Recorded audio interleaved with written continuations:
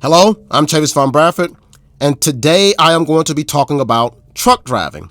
This is probably something I should have made ages ago, but I am aware that there are a lot of people who are listening or watching this who are foaming at the mouth or getting turned on by the fact that this may be an opportunity for them to weaponize blue-collar work against me.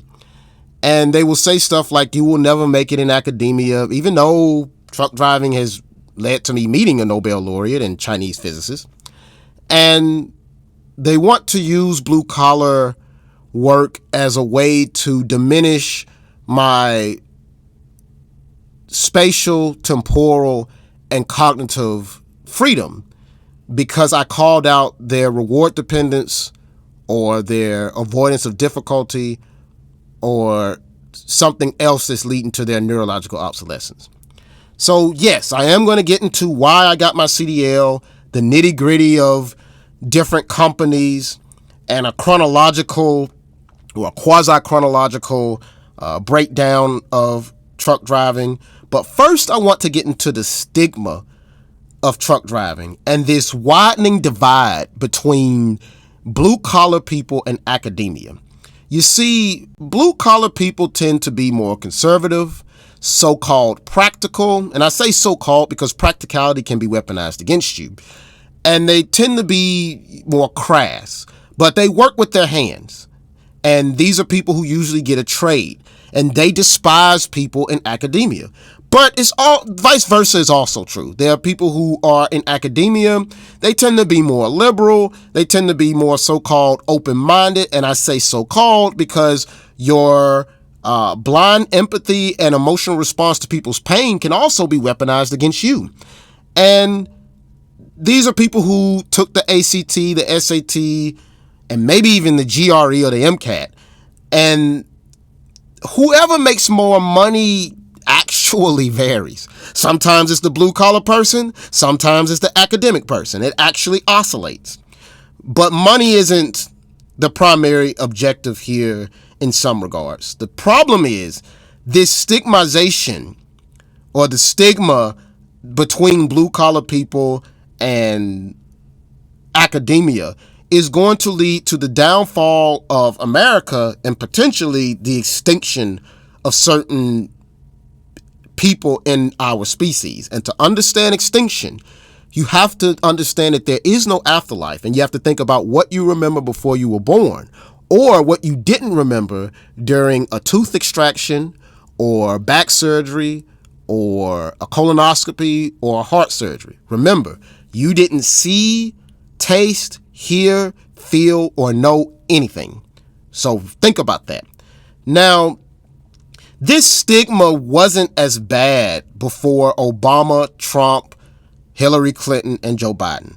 Back in the 90s, I saw this special on either PBS or CNN on this truck driver who was also an amateur astronomer. And he would use his routes for his loads to see the Shoemaker-Levy comet impact Jupiter. And this led to a lot of movies such as Deep Impact and Armageddon because we could actually see that it is possible to go extinct because of a comet or an asteroid hitting another planetary body. There were actual impact scars on Jupiter. And there was a truck driver who was talking about this back then. And now there's such a widening divide between academia and blue-collar work. They don't intersect as much, mainly because people's defensive aggression, emotional response to pain, reward dependency, avoidance of difficulty, and politics have superseded curiosity and optimization. So that was the first thing I want to talk about is the stigma of truck driving. And I know that to some degree it'll be used against me, but to all the people who are thinking about doing that, think about what you remember before you were born and know that you are not going to amount to anything. Now, why did I get into truck driving in the first place? I'm not going to reveal the exact age or the exact year, but I was much younger. And before I met my wife, I was not interested in going to college. It wasn't because the GRE was too hard or because the ACT or the SAT was too hard. I was very much into science. I just wasn't into college. Why? Because back then it was all about hedonism, sororities, fraternities, socialization. It wasn't really about making breakthroughs in science for science sake. If you were making breakthroughs, it was for financial reasons. And at the time, I just didn't think I had any support for what I wanted to do in college. It was all about, well, go to a party school. You'll have a good time in college. You'll make a lot of money. And that wasn't the reason I was trying to do science. So I wanted to, I also did a lot of odd jobs. I did temp force. I did a lot of temp agency stuff. And at these manufacturing plants, there's so much gossip. And it's just like college at that point. There's so much gossip and socialization and hedonism going on and office politics. So that's when I decided to find a job where I don't have to work around a lot of neurologically defective Christians who are going to Word Alive church on one day and then they're going to the club shaking their ass at D Ford another day. I don't want to be around such defective beings. So with that being said, I got my CDL. I didn't really excel at it at first, just due to some medical issues and just no support back then. All the people in my life were either neurologically defective Christians or people into trap music culture or people into Christian conservative culture or atheists who were actually mesotheists or something like that. But when I met my wife, that's when my trucking career took off. And that's when I first worked for Western Express. So the thing about Western Express, I know that a lot of people who know about the trucking industry know that they're constantly having accidents. They usually hire criminals. But there's a third category for them. They also hire people who may have a CDL, but their CDL has been inactive for a period of time. And that was my case. And you can work at Western Express for 6 months to a year and build your resume to go to another company. Western Express made it where I could meet my wife, where I could have enough money for us to get married. Western Express made it possible for me to travel the world on United Airlines. It made it possible for me to meet a Nobel laureate. It made it possible for me to meet Chinese physicists who work on dark matter apparatuses. It made it possible for me to attend certain workshops at universities in Asia. So for the people who will say that truck driving has held me back, it's actually pushed me forward. But it wouldn't have been possible without my wife. They complement each other. So when I was with Western Express, I thought, well, what should I do next? Because I just didn't have enough money or resources to go to college yet. And this gets into this kind of weird oscillation between blue collar work and academia. And it has been covered by this dissertation, this PhD dissertation from Angela L. Minichillo. I'm not sure if I'm pronouncing it right, but it's their doctoral philosophy. They're from Utah State University. This was in 2016. And the name of this dissertation is Towards Alternative Pathways, Non-Traditional Student Success in a Distance-Delivered Undergraduate Engineering Transfer Program. And a non-traditional student is a particular kind of student. They are ones who delay college entry, or they attend college part-time, or they have to work full-time, or financially support themselves and their dependents. And they are highly underrepresented in not only engineering education, but other aspects of education, because most people have this kind of cookie-cutter linear path to academia in which they didn't even get into college for academia. They really went to go party and be hedonistic, and then they found out, oof, I need money, and then they get into something dealing with science. But most people don't get into it for scientific reasons at first. But I say that to say that Western Express was my first place, and it helped me oscillate towards academia, but then I had to oscillate back to blue collar work. And the next company I did was Prime. Prime, the reason I did Prime is because I saw this video from this African American fellow, and he was like, to make more money in trucking, you have to choose something that's more specialized. So I could kill two defective beings with one stone. I'm not going to say birds because I'm a ornithologist and I have nothing against birds. But now I could do two things. I could make more money and get more technical. So with Prime, I got into the tanker division. And with tanker, it's a very particular process. You have these hoses that connect to various inlets and outlets, and they are made to get product through them. The main thing that I hauled was food grade stuff, oils, liquid chocolate. We had to use our ethylene glycol to, it would heat up the product during the winter so that it didn't freeze or solidify.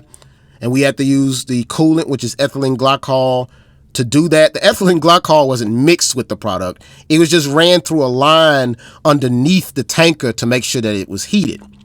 And, we had to connect hydraulic hoses from the tanker to the customer's silo or whatever.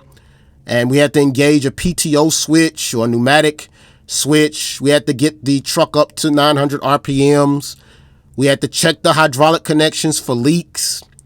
And we had to make sure, now with this particular pump, there are impellers, which are these gears that you probably see in the background of my podcast. And you had to make sure that they were turning in the right direction.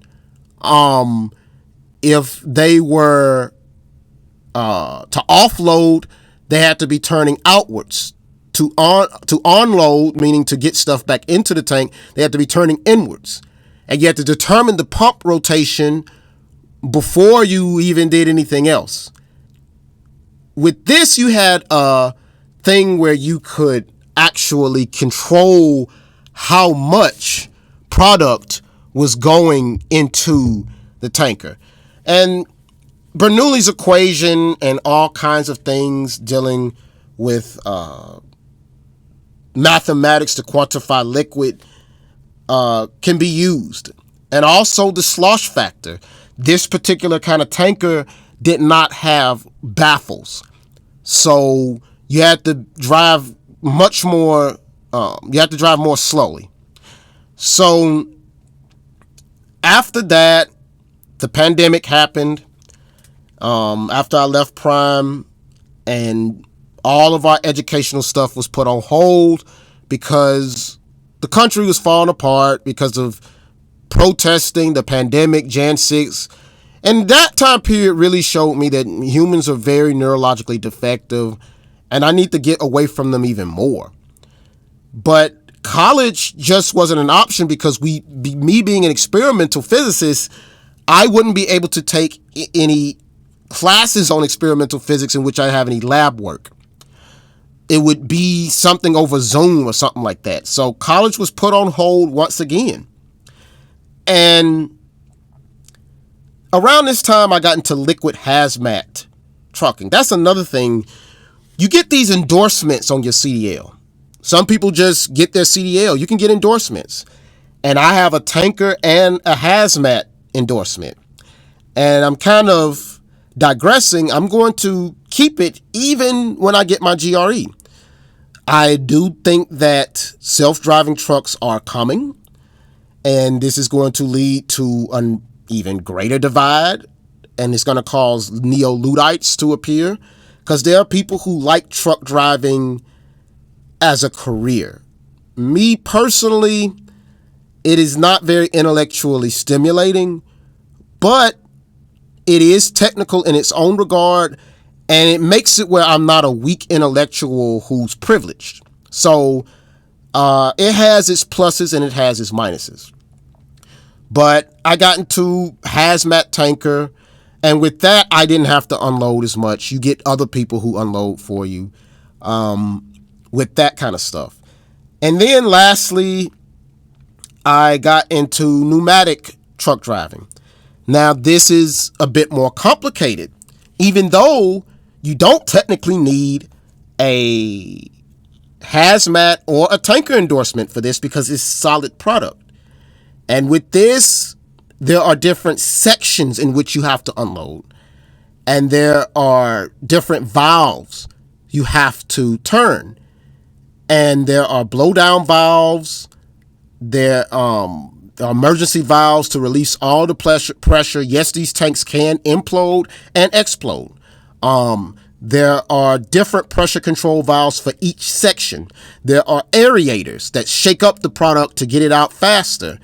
And these aerators are also for the 4 sections, there are hoppers on these type of pneumatic trailers. And these different hoppers, you have to make sure all the product comes out of them. You have to bang on them, and you have to get them out in a manner that is more sectional. And there's a product line at the bottom, and sometimes to unclog it, you have to open the bottom product valve gates. And sometimes you have to do that to get a sample. There are these people that I would see from Africa who actually use a mass spectrometer gas chromatograph to analyze certain samples that I have to get out of the bottom product valve. And so there's a lot of science actually involved in truck driving. But a lot of people wouldn't know it because they are so busy with this war between academia and blue collar work. So, will I continue truck driving? Well, I'm not going to reveal too much, but I will always keep my CDL until truck driving is automated, and that will happen to all the people who are truck drivers. I'll recommend you get in this while you can, because academic people do not like you and you do not like them because of your own self-preservation, and you're trapped in these bodies. You already got a career. You can't switch the career, or at least you think you can't switch the career. Most of you can't adapt to other situations. So because you can't adapt, your self-preservation is going to supersede optimization, and you're going to get defensive. They are going to continue to shrink the transistors. They're going to eventually use quantum computing, in which there's a superposition state between ones and zeros. And they are also going to use other types of neural networks and neuromorphic computing to eventually automate truck driving. It is going to happen. When will it happen? I would say sometime within the 2030s or 2040s, unless human beings are optimized with CRISPR-Cas9, optogenetics, brain-machine interfaces, and nanorobots. That would be able to offset the possibility of machines being able to do it in a more efficient manner. I mean, let's just be honest. I'm going to talk about one of the aspects of truck driving that I am terrible at. So when it comes, I have never had any accidents. Never. I am very proficient at the more technical aspects of this job. When it comes to the hazmat aspects, when it comes to taking tests for my CDL, when it comes to unloading and offloading, I haven't had any issues with that. What I do have issues with, and I will just admit it, is time management. Doing truck driving, quantum cosmology, experimental physics, being married, being an ornithologist, doing classical music, doing sonification, using synthesizers to quantify various aspects of physics so we can go beyond a logocentric analysis. Staying in shape, not eating too much sugar or salt, ingesting B12 and anthocyanins and DHA and EPA. It is very hard to compartmentalize these things. I use artificial intelligence to help optimize myself with this, but that is one of my personal drawbacks from this, because a person who is totally into academia is, they're going to be totally into one aspect. A person who is dedicated to truck driving, they're going to, probably have a better time at the time management aspects. Because I have so many tasks to juggle, this is one of the aspects that fail, and I get overextended into too many different activities because I am one person. But this is this is one reason to eat better, because you're not going to be able to do this if you're smoking too much, if you're too overweight, and if you're not getting the right amount of protein, fats, and carbohydrates. So that is one thing about trucking that I do have issues with, is time management. But besides that, never had any accidents. I am very proficient at the more technical aspects, and it has made it where I can travel the world. The last thing I'm going to talk about is money. I'm not going to reveal how much money I make on here. That would be stupid. But I will say that only 10% of the U.S. population makes this much money. The thing about truck driving, you can make... Here's the weird thing about it. If you get as technical as possible and maximize your loads and get your time management together, you can make more than an undergraduate physicist. I'm serious. Maybe not a person who has a PhD or a master's in physics, but you can make more than a person who has an undergraduate in physics. But money in and of itself is not the reason I'm doing this. I'm not doing this so I can have a big house or the newest car, or so I can be with a bunch of neurologically defective women. I'm not doing this to party. On my off days, I don't party. I study. I don't go to the club. I don't go to church.